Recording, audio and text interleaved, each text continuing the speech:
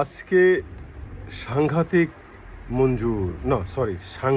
মঞ্জুর সে বলেছে বাংলাদেশের তৃতীয় মীর জাফর আমাদের নোবেলজয়ী ডক্টর ইউনূস স্যার এবং গোলাম মাওলা রনি সে বলেছে বাংলাদেশে প্রথম বিচার হওয়া উচিত এই ডক্টর ইউনূসের। আমরা জাতীয়তাবাদী দলের যারা 17টা বছর আওয়ামী লীগের অত্যাচারে আমাদের যখন পিঠ দেয়ালে ঠেকে গিয়েছিল আর যাওয়ার জায়গা নেই, সেই সময় আমরা কি ভেবেছি ভাই? এটা ভেবেছিলাম যে কোনোভাবে যে কোনো ওয়েতে হাসিনা পতন হোক, যে কোনো রাষ্ট্রপ্রধান আসুক, যে কোনো সরকার আসুক, হাসিনা বাদ দিয়ে চালাক, যতদিন চালাতে চালাক, তবুও তার হাত থেকে নিস্তার চাই না? আমরা যারা অত্যাচারিত হয়েছে আমরা সেই সময় এটাই চেয়েছি, সকলে এটাই চেয়েছি। ওকে আদ্য বলেন এটাই চেয়েছি আমরা। যাই হোক, আল্লাহ চোখ ফেলে তাকিয়েছে।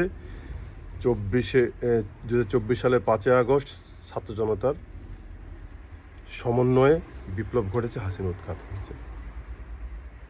একদিকে সদ্য হাসিনা উৎখাত হয়েছে,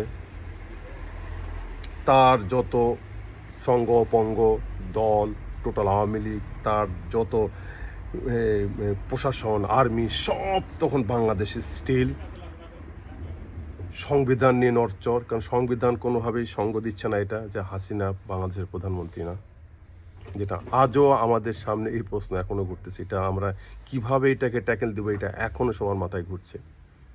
আর এমন তো অবস্থায় জাতি সে সময় ছিন্ন বিচ্ছিন্ন। ওই সময় দেশটাকে শুধু ধরে রাখবে, তো সকলে মিলে একত্রিত সিদ্ধান্ত কী হলো? ডক্টর ইউনূসকে নিয়ে আসা হলো। সকলেই আমরা সময় দিয়েছি সেই সময়। উনি এত রিস্ক উপেক্ষা করে যে সকলে এখনও স্টিল বাংলাদেশে আওয়ামী লীগের প্রত্যেক নেতাকর্মী এবং প্রশাসন যারা তাণ্ডব করেছে তার সকলেই আছে, সচিবালয় সচিব সব কিছু। তারপরও সে একটা কি বলবো যে মানে চারিদিকে হায়নার মাঝে সে যে ক্ষমতাটা নিয়েছে।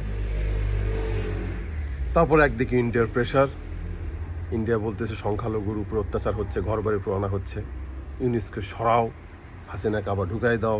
কত পায়তারি আমরা কত টেনশন করেছি। ইন্ডিয়া যেন আবার একটা কি জানি করে না, আবার পাল্টা অভ্যুত্থান হয়ে যায়। একই সেট আপ, সব রয়েছে, একই আর্মি প্রধান। কত ভয় করেছি আমরা এই ওয়াকারকে নিয়ে, উনি যেন আবার কিছু একটা করে ফেলে। এই সব কিছু উপেক্ষা করে, রিস্ক উপেক্ষা করে, এবং সবচেয়ে বড় রিস্ক কোনটা ছিল না, যে আজকে আমি দায়িত্ব নিচ্ছি, যদি কখনো আওয়ামী লীগ ক্ষমতায় আসা, আমার ইউনূসের আমার 14 গোষ্ঠী নিধন করে দিবে, এটা উনি জানতো। সব কিছু উপেক্ষা করে একজন সম্মানের ব্যক্তি, নোবেল জয় ব্যক্তি, যে বিদেশে শুধু ঘুরে শুধু জাস্ট সেমিনার করবে, কোটি টাকা কামাইতে পারে,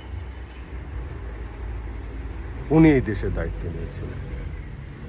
এবং উনি একমাত্র যে ইন্ডিয়ার আগ্রাসন, এই সব কিছু ট্যাকেল দিয়ে এই আওয়ামী লীগ, এই সম্পূর্ণ রাজনৈতিক দলটাকে শক্তভাবে প্রতিহত করে, প্রশাসনকে শক্তভাবে হ্যান্ডেল করে একটা ভোট পর্যায়ে নিয়ে আসছে। এটা তো নাও হতে পারতো রে ভাই, ইতিহাস তো অন্যভাবে লেখা হইতে পারতো, পাল্টা বিপ্লবও হইতে পারতো, আমরা বিএনপি ক্ষমতায় নাও আসতে পারতো, বা ভোট না হইতে পারতো দেশে, বাবারও হাসিনা আসতে পারতো, অনেক কিছু হতে পারতো না।